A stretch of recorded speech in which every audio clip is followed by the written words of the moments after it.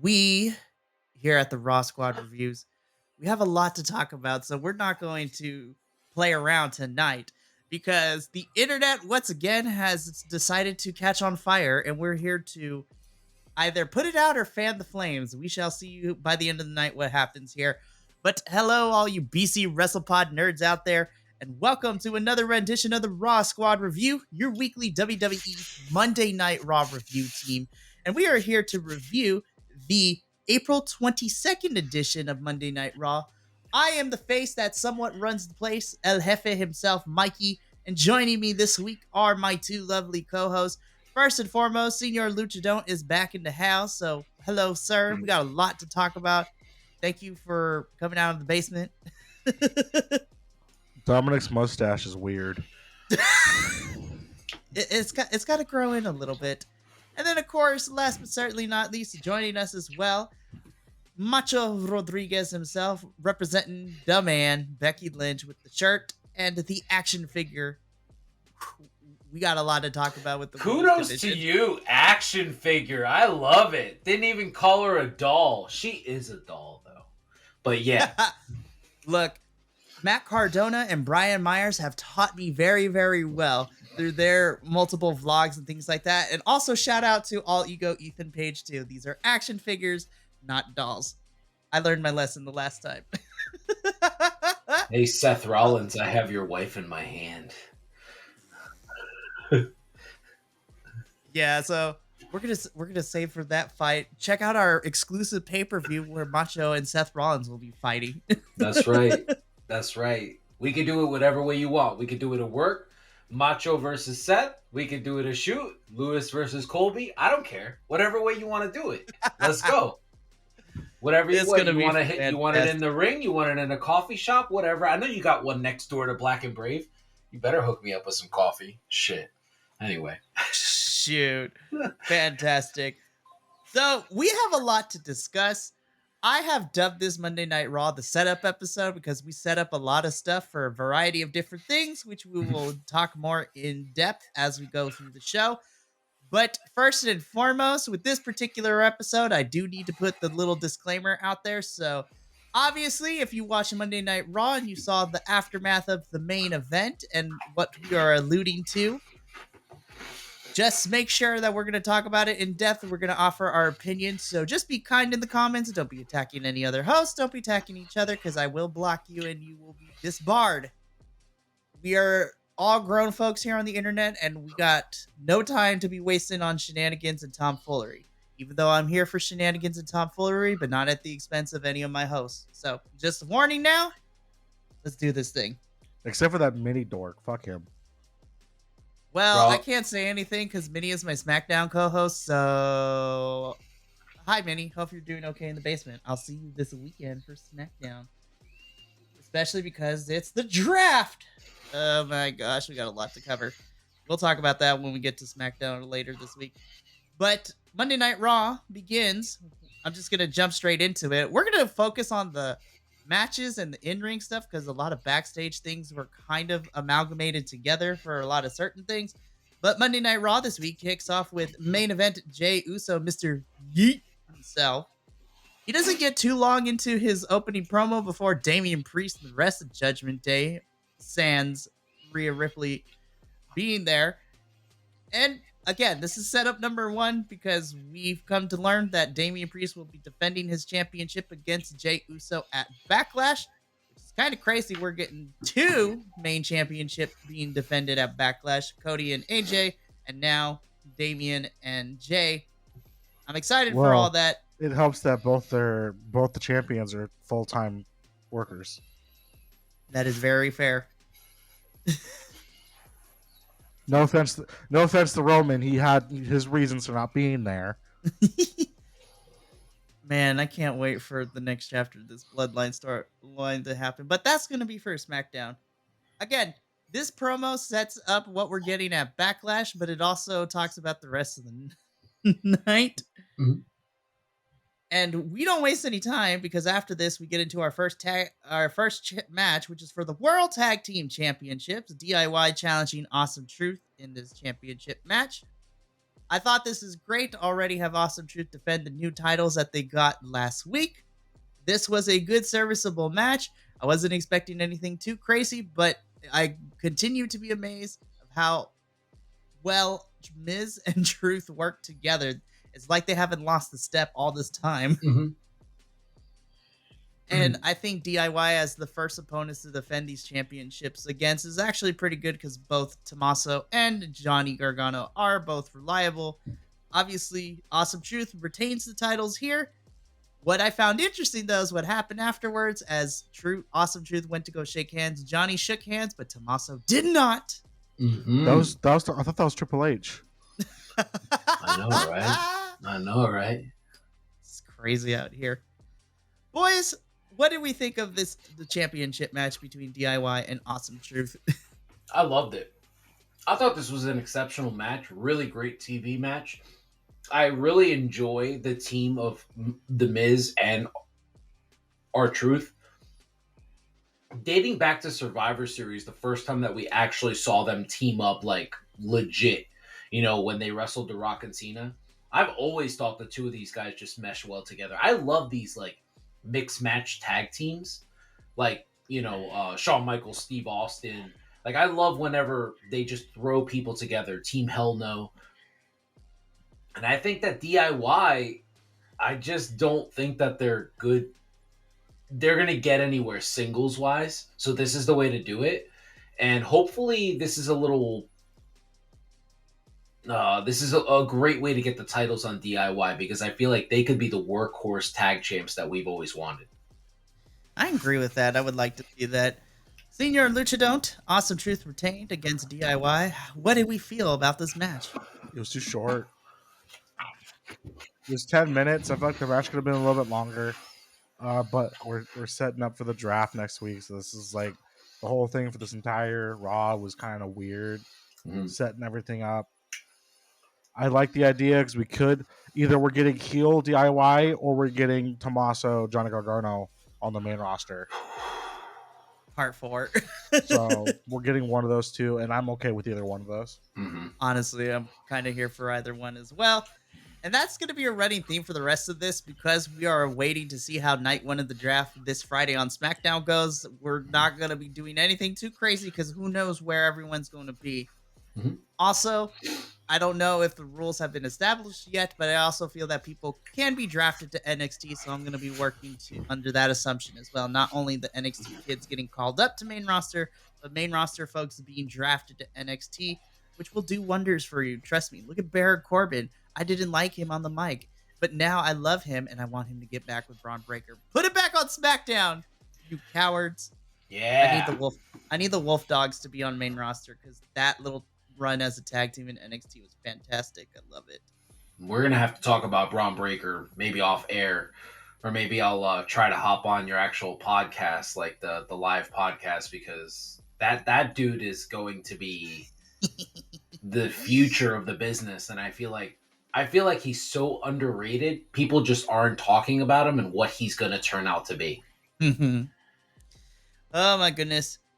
So we move on from that little thing from our championship match to our backstage segment, which is important because we have problems in the Judgment Day. JD and Damian Priest and Dominic are all backstage together. JD wanted to apologize for what happened during the opening of the show, but Damian's not having any of it. Dom is in a sling and he's sporting a new mustache, which is as soon as he popped on the screen, my first questions were, what happened to your arm? Secondly, we've been gone for a week. How did you manage to grow that mustache that fast? in the great words of Machine Gun Kelly, his beard is weird. But Damian Priest is over the Judgment Day, boys. They're like, you guys got to fix your own problems. And because Dom is out of action, Santos is being borrowed from SmackDown to kind of help out for tonight, which makes a lot of sense. But we're slowly and surely, Damian Priest is getting over having to come clean up everybody else's messes. Like, you guys need to handle your own business. Mm-hmm. I got other things to worry about. And I'm like, I don't think he's going to be a part of Judgment Day much longer. I think the boys are going to get sick of him, or he's going to leave of his own accord, which would be interesting either way.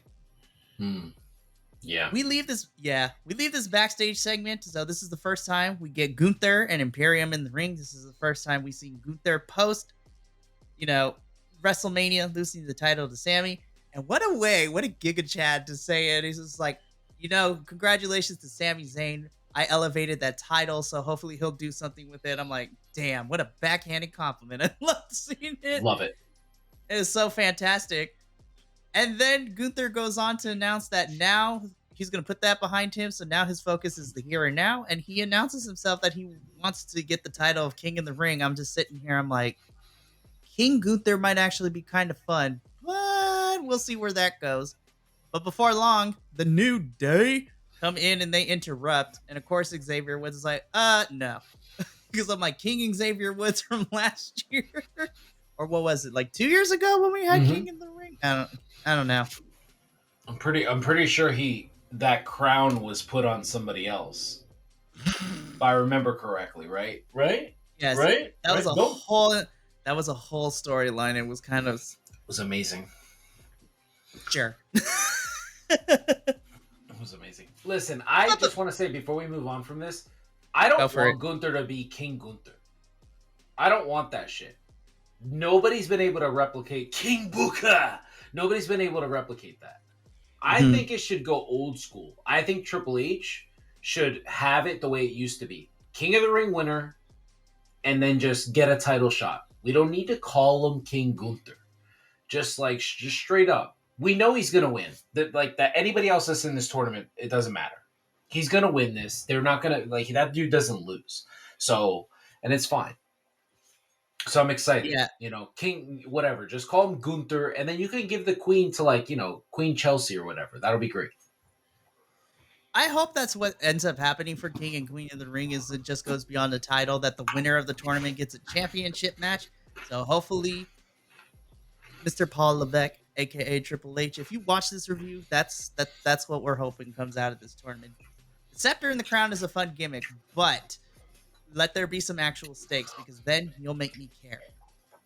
But we don't get this for long, because as New Day comes in and they go back and forth, this ultimately sets up New Day versus Imperium for the 40th millionth time, which on paper I am not upset about, because I know these four are going to kill it in the ring. Well, the funny thing is, originally when they were talking, New Day said, "No, we don't want to fight him. We've already fought him 1,000 times before." They acknowledged it. I was just like, bro. I thought we ended this chapter when they had a Falls Count Anywhere match and everybody went through tables and then there was things that happened. I thought we were done, but again, because the draft is looming on Friday, who knows where everyone's going to end up. So for the 40th millionth time, we end up getting Imperium versus the New Day. Again, these four are awesome individuals, but we've seen it before. It's no surprise to anyone. New Day pick up the victory here. Before we get into what happened afterwards, boys, how do we feel about the match itself prior to the ending craziness? All four of these guys are exceptional. I can't say anything bad about it. I feel like Xavier has always been the most underrated member of the New Day. And I think bell to bell, he might be the best in-ring performer of the three. I love Giovanni, so I'm hoping we get the NXT version on the main roster now. And man, I know I just talked about Braun Breaker, but Ludwig Kaiser has potential to be so special. We are in for it. Wrestling is about to change. It's about to change again. And he's going to be the catalyst. I think guys like Ilya Dragunov and stuff, they're going to be ushering a new era, and I'm looking forward to it. This is a great way to showcase them, and then, as you stated, you let us know what happened after the match. So after the match, Gunther is he's not upset. He's like a disappointed parent. He's just like, I'm disappointed in you, and proceeds to leave. Kaiser just loses it, and he starts the beatdown on Giovanni. He did this when they were feuding with the New Day, but Kaiser doing that drop kick into the steel steps with Giovanni was pure magical. It was so vicious. It looked so bad, which was the whole point. But Ludwig just had enough of losing, and I'm like, he snapped again. And it seems that him and Gunther are still on the same side for now. For now. For now. I'm excited to see what happens. Oh, wait. Are we setting up, like, they're setting up a possible person to join Imperium now? Okay. What if Ilya gets called up and joins Imperium? Oh, I don't Well, want for that. sure, I think Ilya's definitely getting called up to main roster. But whether we have him with Gunther and Imperium or oppose them, either way, it's going to be magical. I just hope that at Bash in Berlin, it is Ilya and Gunther at for a match. That is my match I want to see at Bash in Berlin in August. Yeah, I would love Gunther to tap out again. That'd be great. Hey, you know what? They're 1-1, so there's got to be a tiebreaker. I mean, I think Gunther's amazing. I just think Ilya might be the best in-ring performer in the world right now. This dude is crazy good. Have you heard Kenny Omega talk about him? My God, I have heard that is high praise. Kenny's one of the best to ever do it. For him to just point him out, to talk about him, it's just, oof. I loved it. I did as well.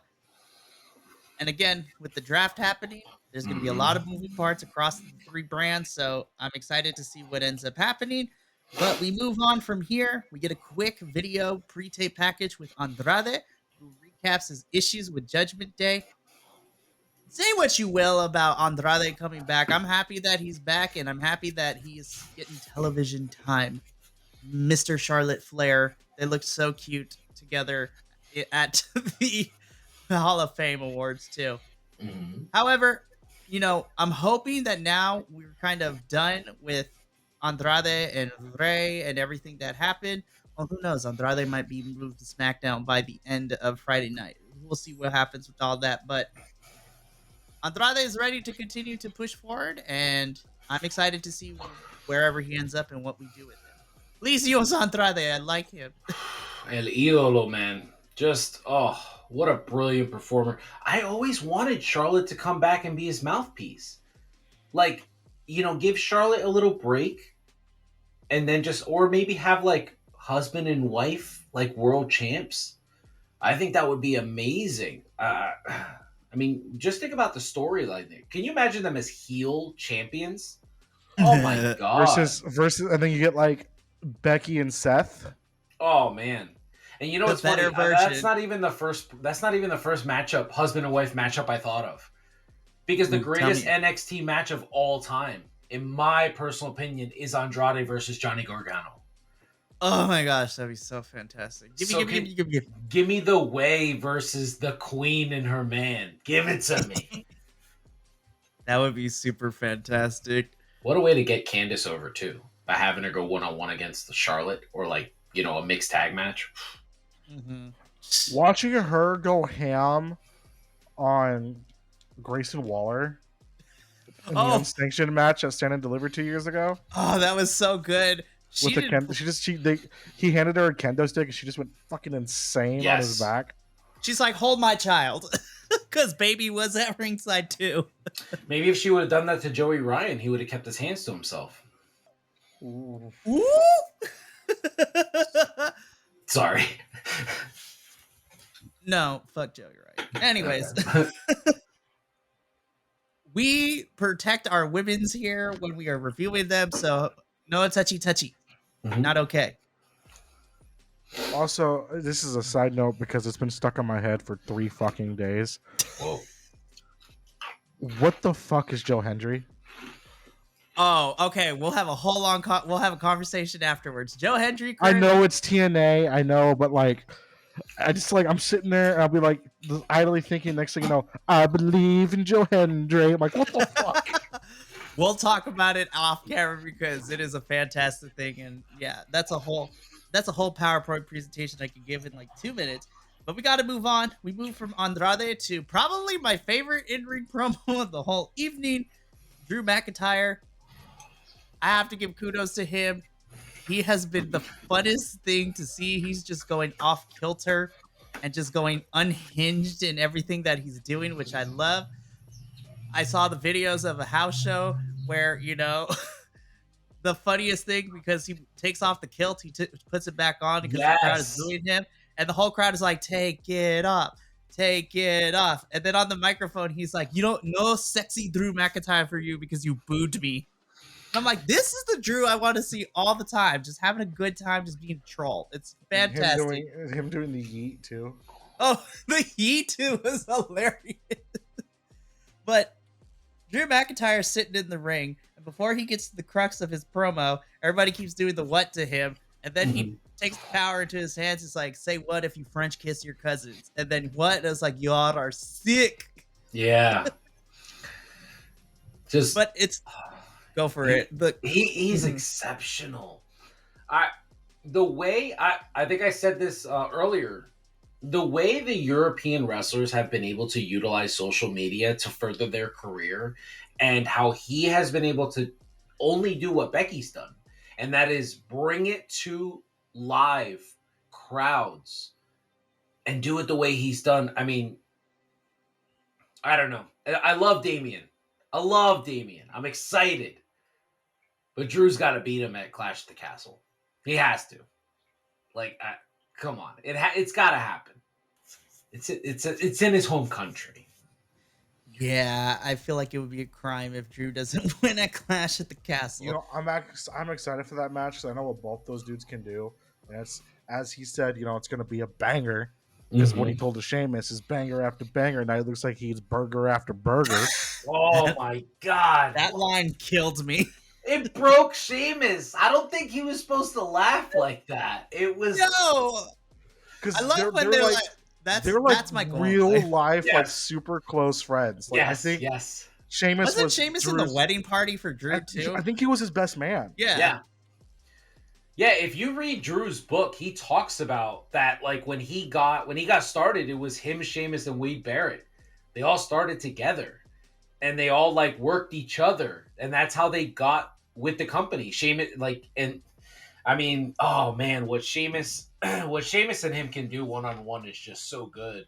I would love it. I think a great way to further piss off Drew McIntyre, and just hear me out for a second. Wouldn't it be great after Damian beats Jay next week, right? Because the Bloodline's going to get involved. He's not going to beat him clean. Plus, Damian's a heel. Mm-hmm. What if Drew is fighting for the number one contendership in like a 4-corner match or whatever, and Sheamus wins the match? Yes. Just spiraling Drew further and further down into insanity. Yep, that burger got me a world title match. What did it get you? Oh my God, give me that. We're getting the true, like, he wants to play the Scottish psychopath. Has turned him into an actual psychopath. For reals. And let's do how we're supposed to book Dean Ambrose. But ooh. Listen, we're gonna get good. We're gonna get good Moxley now, because they don't put that title. They don't put that title on Hart. Like he's gonna no. He's this isn't Dean Ambrose. This is John Moxley. Yeah, this is a different person. Yeah. Different person. Oh, I get it. Yeah, I get it. But this promo was great. I laughed so much with Sheamus being broken, like out of character for a little bit. This was just good all around. Oh my goodness. We love to see it. She's giving me hugs. It's awesome. Yes, it's fantastic. Which then leads into, this was a match that definitely was needed in terms of getting Sheamus to be like, oh yeah, he's back. Let's remind everyone how great he can go. Because Sheamus immediately has a match with Shinsuke Nakamura. And this was also a banger of a match. Look, say what you will about how Shinsuke has been booked as of lately and how he's been treated, but honestly, Shinsuke is always down for the cause, and he can always put on fantastic matches. And this one against Sheamus was no exception. This was probably my favorite match of the whole entire evening, if I'm going to be completely honest. Oh my God. I'm such a fan of Shin. The first time I watched him work was at the Hammerstein Ballroom. I watched him work Kevin Steen. for Ring of Honor versus Japan, and I've been so hooked on this dude. And I actually, Mikey, I think that's right around the time that we met when I was posting videos about his like subtitle videos and stuff. Like I'm such a fan of his. I love his in-ring performance, and I know a lot of people don't know what the word snug means in terms of professional wrestling. I know you guys do, but like snug is like when you hit like it's a legit shot. It's legit like, forearms and like stuff like that. So it looks as realistic as possible. Both of these guys do this. This is their style. So getting to see them out there, it just threw me back to the King of Strong Style. And that's why I love this match. So I agree with you. This was the match of the night. This, honestly, if we go back, this has been the best match in the past 2 weeks for WWE. There's not enough words in the English language and the English dictionary to describe all the adjectives and verbs I would like to use to describe how much I truly enjoyed this. This was a nice return to form for Sheamus. It's nice to see him be back in WWE because I have missed him so much.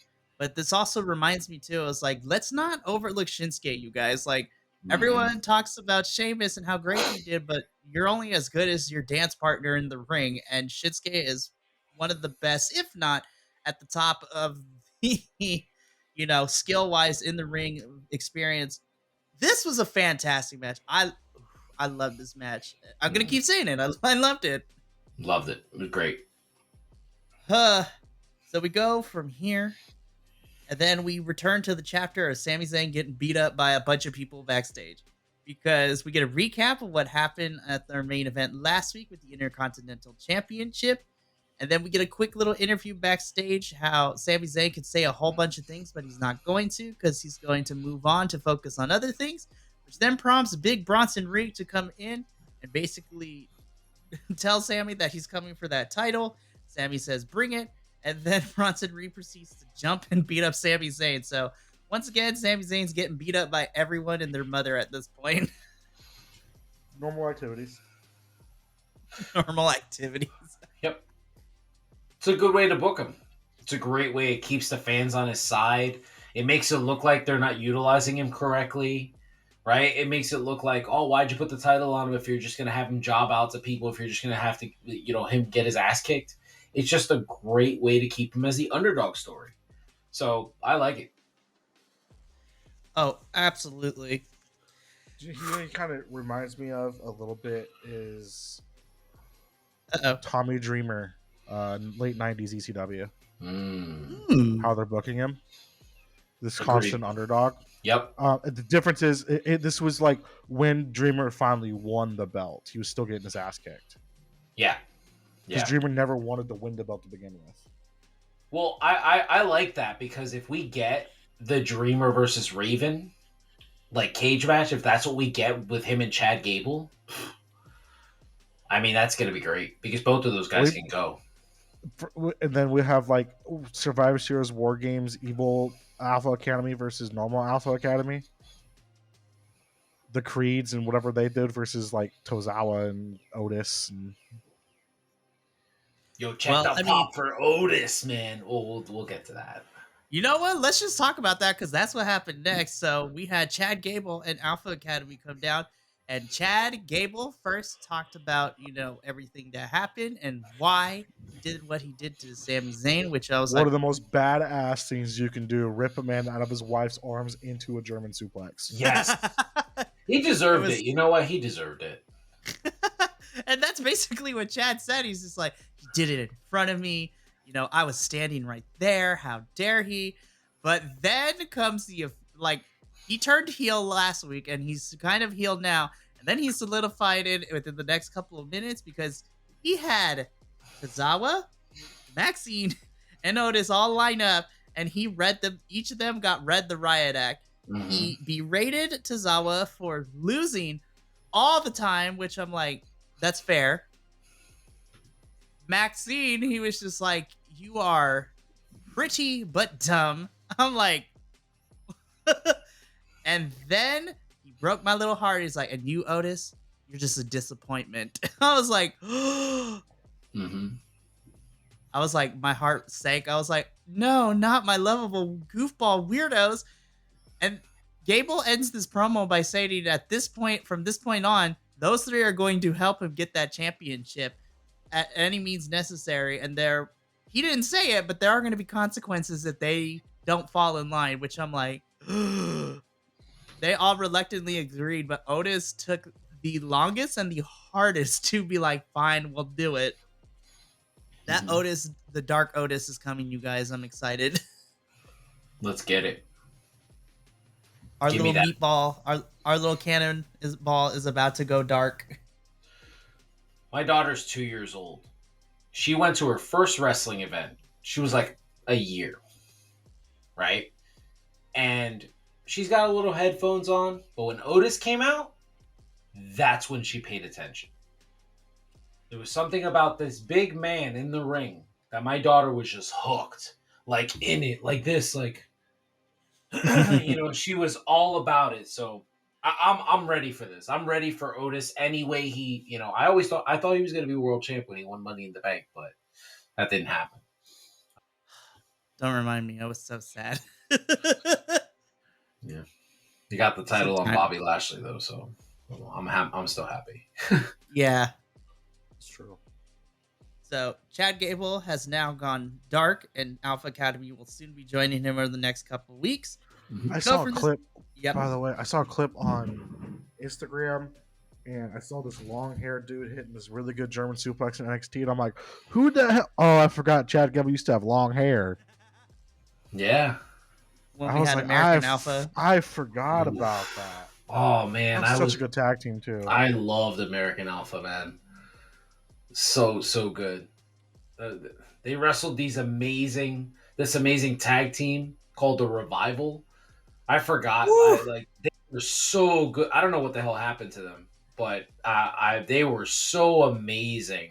Just the four of them, the way they just tore the house down, man. Good times. That's what it was. Yeah, good times. Good times. When those guys, before they pulled guns out and stuff and attacked Grayson Waller on the internet, just like really. Or they got caught on 4K shaving each other's back. I will never forgive that whole entire video. I was still upset at that.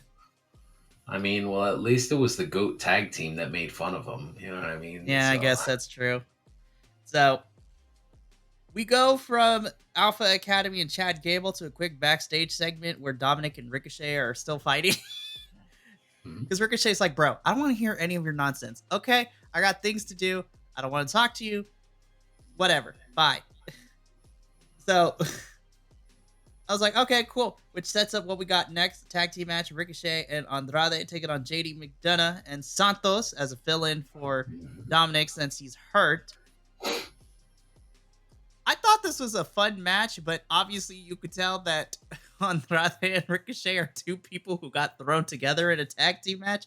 Because individually, they're great, but they're not a tag team. This was an okay match. I knew what the end result was going to be with it, but I thought it was good for television. This match, it got me a little choked up. I gotta be honest with you, because there's one comparison that I've been saying about JD McDonough since the first time I saw him on the main roster. He reminds me of this guy who won the 2004 Royal Rumble. I won't mention his name on here. But watching him and Santos out there together just reminded me of like those two and how great they were together. And I was like, man, I really love wrestling. Just that we can see, because they're kind of mirror images. Because JD's the closest we've ever seen to that guy. I'll be honest with you. He's the closest. So, and Santos is fucking amazing. The four of these guys. Are just brilliant. It's such a great thing. Definitely. I didn't think about it until you mentioned it. I'm like, fuck, he is. Yeah. Oh my goodness. It's really good. So, yeah, Ricochet and Andrade pick up the win here. But more importantly, what happened afterwards is that Damian Priest lays out Ricochet on Andrade.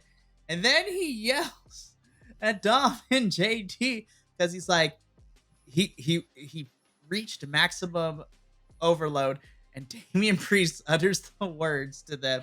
It's like, I don't need you. You need me. I'm like, well, damn, here we go. It's about to get on and popping, kids. It's about to get on and popping the next couple of weeks. Yeah. I like I enjoyed this. I don't know what the objective here is. Are we getting a new Judgment Day now that Rhea's not there? You know, like, is Damien gonna lead a new group? Is Damien gonna leave? Are they gonna kick him out? Are they gonna pull a Evolution in Randy Orton after he beats Jay when they celebrate on Monday night his first title victory? Are they gonna jump him, kick him out? You know what I mean? Like, what's gonna happen? I kind of like it. I love that there's nothing on the internet today about Dom's injury. So it's clearly a work. So, you know what I mean? Like, what if his injury, there's something hidden under his sleeve and he helps Damien win? You know, like, I don't know, man. I'm looking forward to it. But the biggest thing about this Judgment Day potential breakup is I think we're getting babyface Balor back. I think so, too. I think Damien's fully going to push Finn, and Finn's like, oh, heck no. I was like, nah. Mm-hmm. Yeah, I'm ready for babyface Finn, if I'm being honest. Yeah, send me a pair of those sneakers, motherfucker. Seriously. Well, so speaking of Finn Balor, it was reported earlier today and late last night that Finn has re-signed with WWE, which was fantastic. Give me 100%. More Finn Balor. Good for him. He just crossed 10 years, too, so good for him. Heck yeah, man. Mm-hmm. And what a way to stick with the company, because there was a time period I was like, I don't like how we're booking him, but, you know. He's money. Yeah, he's stuck around and he sees the bigger picture. He's going to win the Rumble. I would love to see Finn Balor win the Rumble. Yes. So we go from the slow implosion of Judgment Day. Candice and Indy are interviewed backstage for a little bit before they got interrupted, because then Liv and Nia start fighting in the back. And then we get to my favorite thing. Becky Lynch asks permission. She takes the mic. She cuts a promo, and we're following her to the ring. And then she hands off the mic, and the camera's following her as she makes her entrance for our main event. Whoa! Don't skip the best part of that promo. You can't skip it. I didn't skip it because I knew you wanted to talk about it. So I'm going to let you talk about the promo itself, because little behind the scenes stuff. We have a group text between the three of us that are doing this, and we were talking about this. So Macho, why don't you go ahead and break this down for us? Well, first we need to point out how the burial that Maxine Dupree sustained from the heel Gable, right? And then Becky was one of the most outspoken people to defend Maxine Dupree when the whole, don't come back, when that fucking, mouth breather said that live at the wrestling event. And she stops, walks over, and just tells her to go show herself. And, man, just what a way to put over Maxine Dupree. The way she changed her face, the way she just took it as, a challenge. You know what I mean? It's like in her mind, she was replaying Barney Stinson, and she just happened to say, challenge accepted. And boy, did she ever meet the challenge, because she was one of my favorite parts of that Battle Royal. I can't wait to talk about it. Well, I mean, we don't have to wait long, because unless there's anything else about Becky's promo and that entranceway, we get to the main event. Well, I will say this is my new favorite thing the WWE is doing with people talking backstage and going straight to their entrance. That production thing is super cool. Yeah, amazing. Whoever came up with that is brilliant. And it's less eye twitching because I'm not having 50 million cuts in the middle of entrances. Ooh, that's a shot at Bruce Pritchard. I don't give a flying what. Okay. I'm not an expert when it comes to filmography and things like that, but you don't need to have a bunch of jump cuts. That's what it felt like before, where we had jump cuts. It was all right, who let the amateur film student get a hold of editing a video? What is happening here? It was, oh my gosh, it was so irritating. But I love this. And I am cool if every main event on the shows are now getting these types of, entrances and things like that, because it shows of how important your main events on televisions can be when you're putting time and effort into it. But speaking of main events, here we have our World Women's Championship Battle Royale. So pretty much every woman on the Raw SmackDown roster is involved in this thing. Mhm. We got our tag teams. We got like Chelsea and Piper, Kaden, Katana, Zoe, Shayna. We got a whole bunch of women. Natalia was in here too. I'm like, girl, you have a match in NXT. We know you're not going to win. Calm down. Like, Did you see her Twitter, by the way? Natalia's? Yeah. Not Because recently. she had a match. So the person she's going to face in NXT called her like, she was like, dude, your whole thing to wrestling is irrelevant. She was like, my grandfathers basically invented it. My uncles made it popular. My dad was one of the best tag team wrestlers of all time, and I've been training all you little bitches since like 2000, since for like ever. You're calling me irrelevant? All right, say it to my face next time, bitch. And I was like, oh my god, Natalia, you're doing the Rock.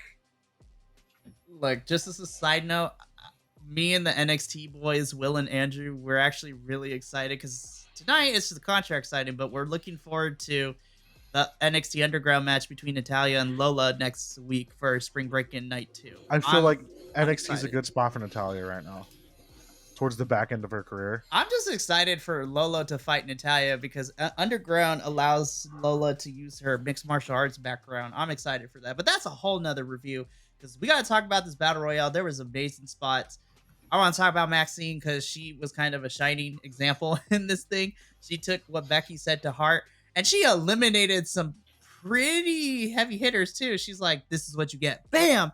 Eliminating Candice and Indy, furthering that little storyline, which makes me super excited. And she's got a backbone now before getting promptly thrown out later. Yeah, I kind of want to touch on the beginning. Mm-hmm. How amazing was that to have Piper and Nia just go at it? Like, I want it. Big girl doing big girl things. Oh my god, smacking big girl meat. I love it. I'm such a fan of both of these women, and I just really enjoy that. I mean, Piper's just never been given that proper opportunity on like the main roster, and it was just so nice to see her go out there with possibly the biggest heel in the women's division and just go blow for blow with her. And like everybody was just standing around watching because like what else can you do? It's Godzilla versus King Kong. It was amazing, you know. Just a great way to get it started too. It was a beautiful thing for sure. I mean, we kind of fast because there was a lot of fun spots and all this, but we fast forward to what we get because now we're getting into the crux of everything. And this is where we're going to get into a little deep dive with, everything that has happened within the last 24 hours. But as the match goes on, more women are eliminated until we get to our final three, which was Nia Jax, Liv Morgan, and Becky Lynch. Liv and Becky work together to eliminate Nia Jax together, and then they go one-on-one, which proceeds to them via the Royal Rumble. The two of them get on the apron, and they fight out. Ultimately, Becky is able to outlast Liv and eliminate Liv last. So your winner and your new World Women's Champion is the man herself, Becky Lynch. Becky seven times. Yep. And so Becky goes into the crowd and celebrate, especially with a lot of little girls, which was fantastic to see. And Becky Lynch celebrating with the crowd is how Raw goes off the air. Okay. So the match itself, I thought was a lot of fun. It was nice to see all the women in here. Becky is now going to be champ for a little bit. But let's talk about what we're really here to discuss. Not the match itself, but all the fallout that has happened. Well, can I point something out about the match real quick before we jump into this? Go for it. Let's start with the pleasantries because we're gonna rip some people apart. Well, this isn't really pleasantry. I just thought it was really funny that people haven't paid attention to it. How is Liv gonna win that? I mean, Becky clotheslines her over the top rope, and then she pulls Becky through the middle rope. So even if Becky fell to the floor, she wouldn't be eliminated. 'cause you I mean, gotta que go over the tonta. top. De verdad que tonta. I was just like, yo, you have to pull her over the top rope. What are you doing? Like, I was like, what is happening right now? You're gonna hit the oblivion on her. She's gonna take the bump, and you're still not gonna win. Like, what is this?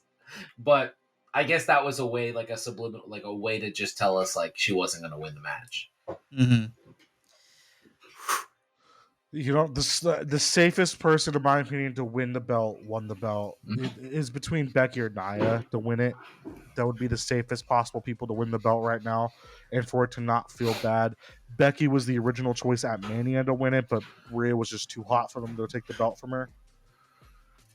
They changed the plans, so it was fine. It sets it up so Becky can put somebody over at a PLE at some point. One of these girls over, Tiffany Stratton, Candice LeRae, somebody, whoever's coming up to be until Rhea returns.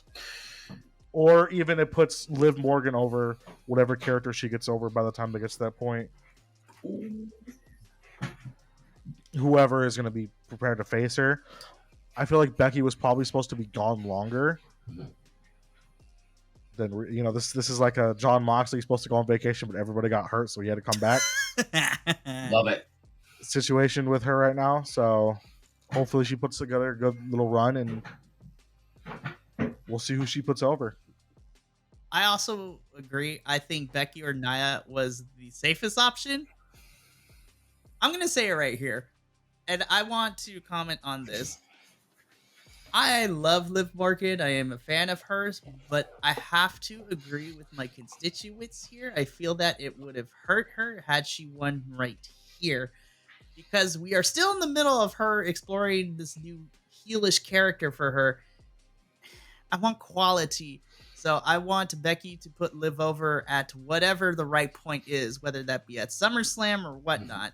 But we have 2 pay-per-views in between now and SummerSlam, because we have Backlash and we have Clash at the Castle.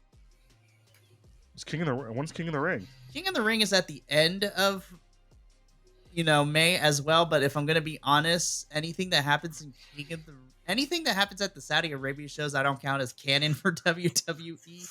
I think King of the Ring might be the exception to that, because I think they're going to do whoever wins it gets a championship shot. Well, we shall see what happens with all that, but we still have those pay-per-views in between. And Liv is going to get her time, so I want the internet to calm down a little bit. She's going to get her moment. She's going to get her time.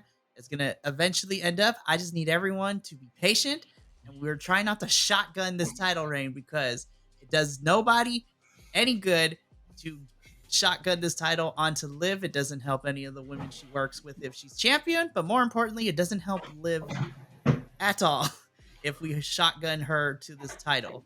Rhea was talking shit on Twitter about it too. Loved it. I thought that was awesome. She said always comes in second and interim champ. You know, so like just talking in terms of storyline perspective, like I just want to keep it to like the actual product we see on screen. Did you guys want Liv Morgan to be Great Khali? Because he won in a battle royal and his championship reign was shit. That's what it was. We don't talk about the Punjabi prison. Yeah, like I purge it from my memory. Yeah, if you put that title on Liv Morgan, I think this title reign is worse than her essentially defending the championship to one human being. Right? She won the title, had 3 matches with Ronda, and dropped the title back to Ronda. This would be worse than that, because, like you said, there's no exploration of her character. We have no idea what's going on. We don't know if she's going to be heel. We don't know if she's going to be face. We haven't been given anything. And I want to equate this to Becky Lynch's run before she turned into the man. She was the fan choice. They went with Charlotte. That's what's happening right now. This is the moment where fans have the opportunity to actually make change happen. This is where we get Kofi Mania. This is where we get Yeselmania. Fans need to stop jumping on here, right? And they need to actually chant for her at live. When Becky cuts her promo celebrating her title win on Monday, I want to hear Liv Morgan fans chanting, "We want Liv." Like, boo Becky the way Charlotte got booed. You know, like, boo her like how The Rock got booed. It just happened with Cody Rhodes. Exactly. That's exactly how you make change in wrestling.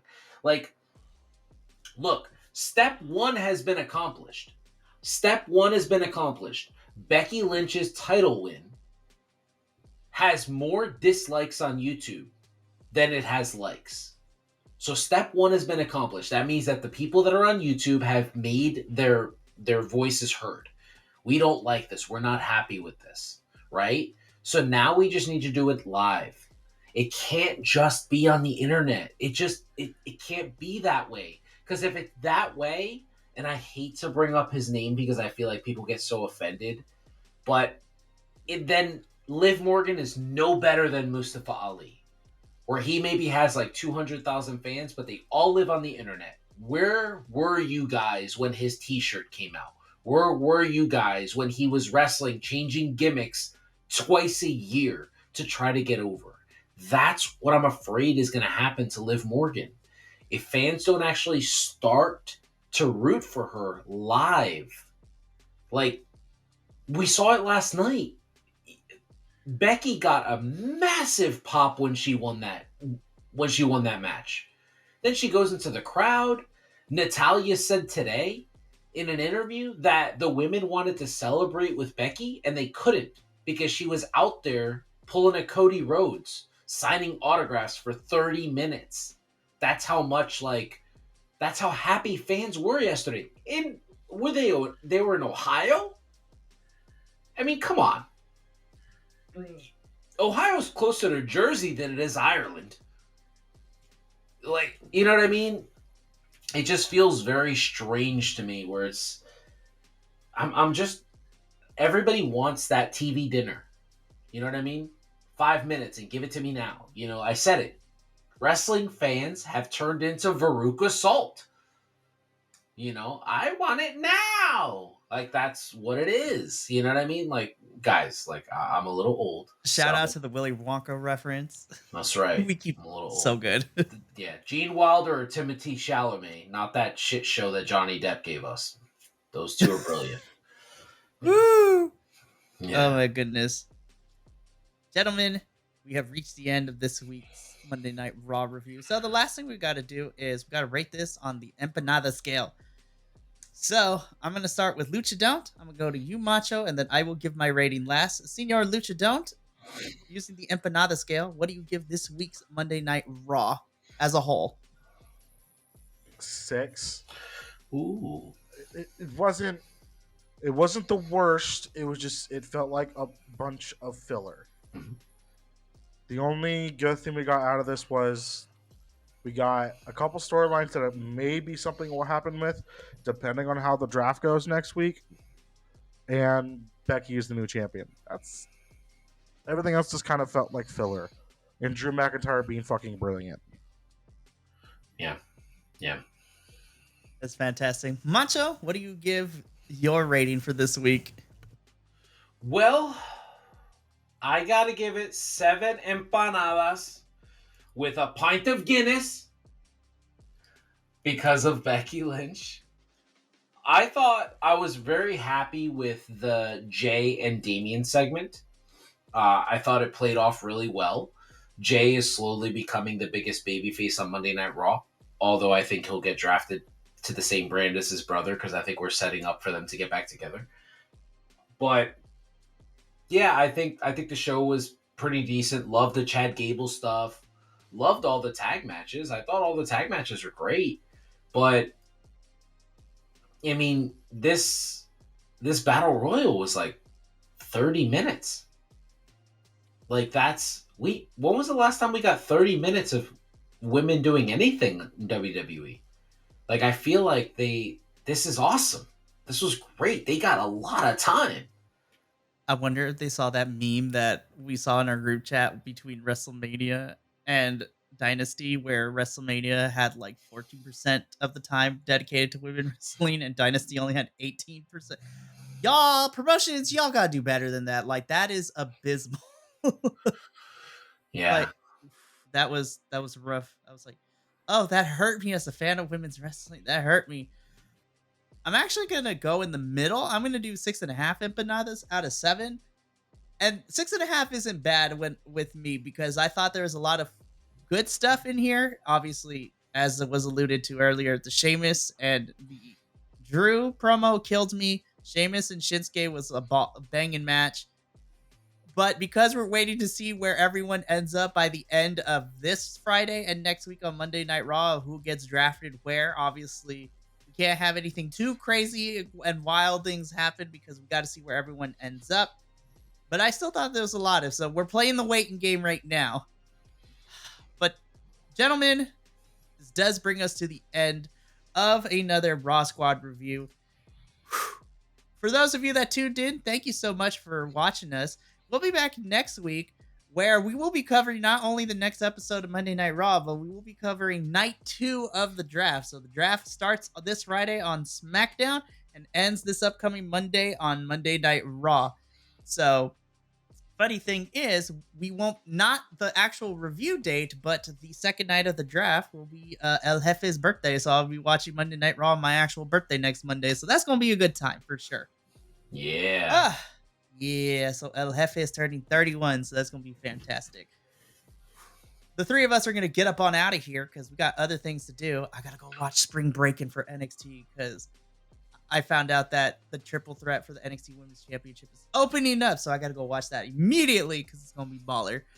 But thank you so much for watching this episode. If you like what we do, check out our YouTube channel at BC WrestlePod. Follow us all over the socials at BC WrestlePod. You can take us on the go because we have audio versions a day after the videos go live. And the East Coast Collective, plus myself, will be at the New Jersey Wrestling Show Saturday, May 18th and Sunday, May 19th. Come say hi, stop by our table. It's going to be a good time. Thank you so much. And as always, from all of us here, not just at the Raw Squad reviews, but at all the boys here at BC WrestlePod, remember, take care of yourself, love one another, stay iconic, and more importantly than anything, always remember that you deserve to finish your story. Catch you next week for night 2 of the draft. But until then, ta-ta for now. Thank you so much for tuning in to another Vibe Tribe production. What's gonna happen next time? Well, you're gonna have to tune in to find out. But until then, remember, take care of yourself, love one another, and as always, make sure that you keep the good times rolling. Thank you for being here, and we'll see you next time.